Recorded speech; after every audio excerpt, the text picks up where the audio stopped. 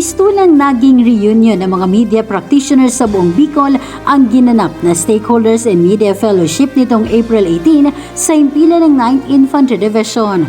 Pagdating pa lamang sa kampo, kapansin-pansin na ang saya at pananabik ng mga mamamahayag na muling makita ang kanilang mga kasamahan mula sa iba't ibang lalawigan sa riyon.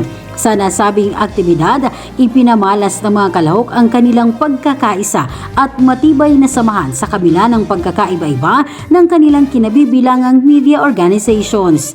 Naging bahagi rin ng programa ang pagbibigay ng operational updates ng Night ID kung saan naipaliwanag at nabigyang linaw ang ilang mahalagang impormasyon hinggil sa kampanya ng Night ID.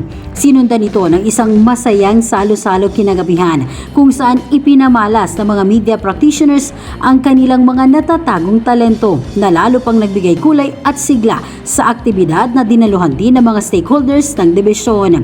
Mas naging makabuluhan ang gabi ng personal na kilalanin ni Major General Alvin Almase ang mga media at stakeholders dahil sa kanilang mahalagang kontribusyon sa pagsusulong ng kapayapaan at kaunlaran sa riyon. Sa pamagitan ng ganitong inisyatiba, patuloy na pinagtitibay ng Night ID ang matibay na samahan sa media at stakeholders tungo sa mas epektibong komunikasyon at pangmatagalang kapayapaan.